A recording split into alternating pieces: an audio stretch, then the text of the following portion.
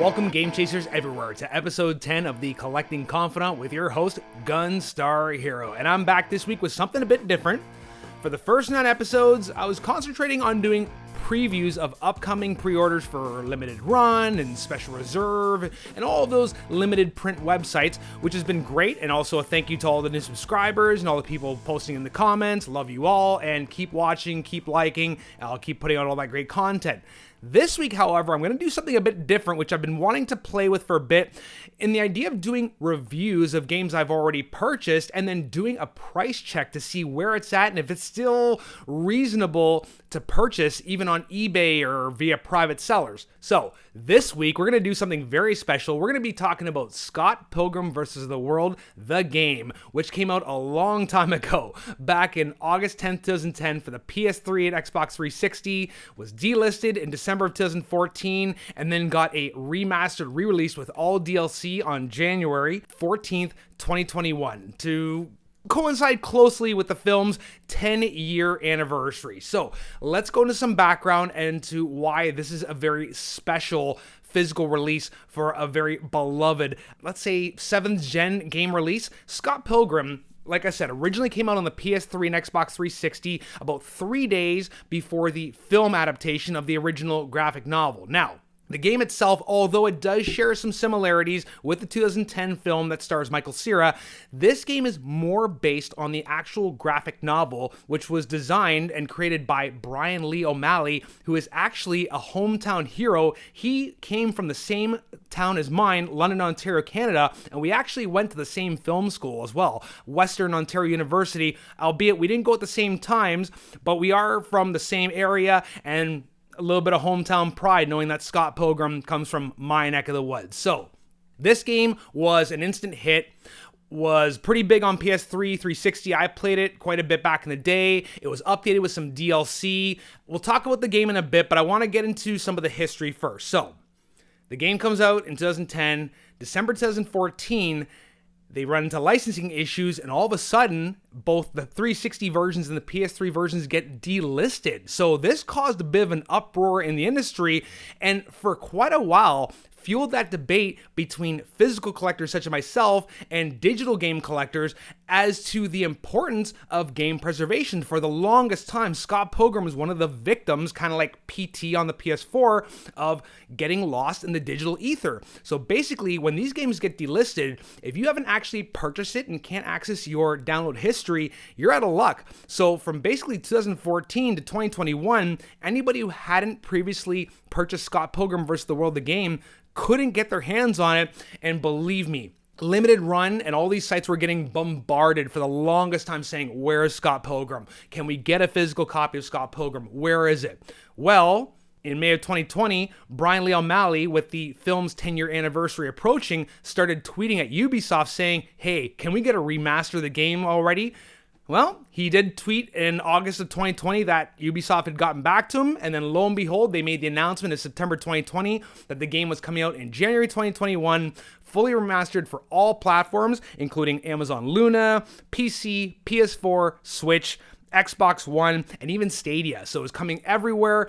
Everybody who hadn't had a chance to play it before was going to finally get a chance to play this fantastic retro-inspired brawler. So on the same day of the game's release, Limited Run also announced that they would be doing the physical version, and that came out quite a while back. I was lucky enough to score the Classic Edition, which included not only the physical game, but also this cool Neo Geo-styled hard plastic case, which included like a soundtrack, included a map of Toronto, some stickers, and some really cool stuff. This also came out for the Switch. Now, if you weren't on that train, you can still get these games physically on eBay, and it's not too bad. If you want to get the standard editions for either the PS4 or the Switch just on their own, you can still get them for a reasonable price of about $50 US. It's not too bad. It's still under $100 US, but as timing works out perfectly with my idea to do this video, I did hop onto Limited Run's site and found out that right now, as of the recording and publishing of this video, you can go and buy, drumroll please,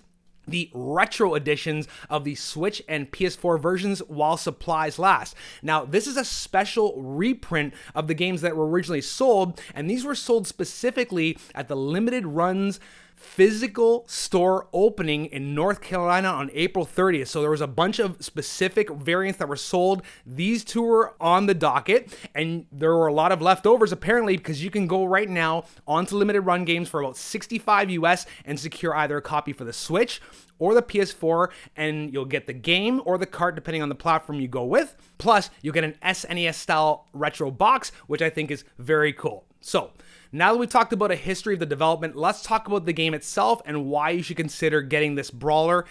If you are a fan of classic brawlers, and I'm talking about Double Dragon, but even more, River City Ransom, which is the direct inspiration for this game, man, you are going to find so much to love in this in terms of the beat 'em up, the graphics, the gameplay, and the fact that this has a punishing difficulty level. This will actually scare the crap out of you. Like, I had to play this on the default level, which is Average Joe, and I got my ass beat over and over. Now, with an old school style game like this, you could get discouraged very easily. If you aren't familiar with how these games play out, you will get your ass kicked hard in the first stages of the game before you start to level up, because the one great thing about the game that it shares with River City Ransom is the more you play, the more you level up. So as you collect coins, and what's great about this, because it's set in Toronto, you'll actually be picking up like loonies, toonies, Canadian quarters. You'll be seeing all the Toronto imagery from like Trinity Bellwoods to Lee's Palace, a TTC street card. It's amazing. But the difficulty itself,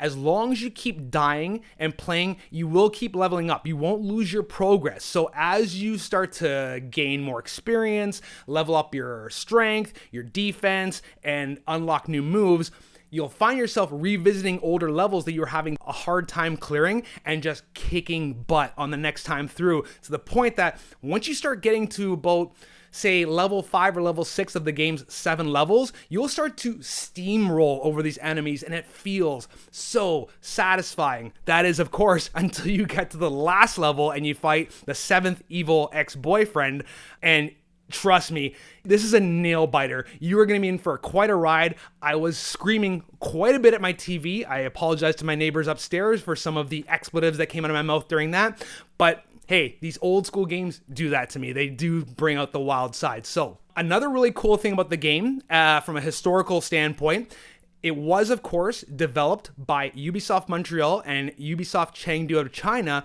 but it was also done in association with Brian Lee O'Malley, the series creator, who actually worked on the movesets and the special moves and narrative flow, and they also took input from Edgar Wright, the director of the film, and he's also the director of Shaun of the Dead and Hot Fuzz. But even more importantly, one of the best contributions, in my opinion, to this game is the art direction and the graphical style, the pixel art, which was done by Paul Robertson. If that name sounds familiar, he's a veteran. The team was so impressed with some of his past work on the Shantae games, on Mercenary Kings, Drawn to Life, that they actually emailed him specifically and got him to contribute to this project. And in addition, he also did visual effects on the actual movie itself. He's done some work on Rick and Morty, so his name has definitely been out there, and the graphics are absolutely incredible. I love the pixel art. I love the way that Toronto's been represented in old school style.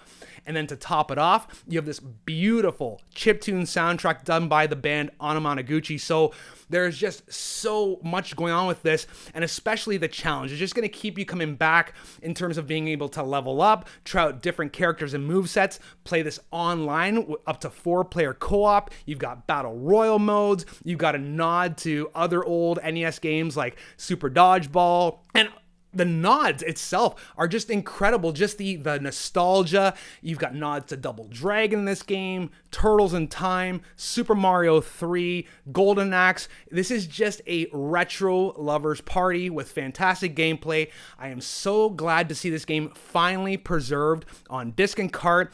And again, if you missed out on it the first time, if you want to go on eBay, not that bad in terms of price, but if you want to go get the retro edition, you can go to limitedrungames.com right now and hopefully secure one of these retro editions for either PS4 or Switch for $64.99 US. Get the game, hold on to it, love it. You've been watching the 10th episode of The Collecting Confidant with your host GunstarHero. Make sure you like and subscribe, and we'll see you on the next one. Later, Game Chasers. Peace.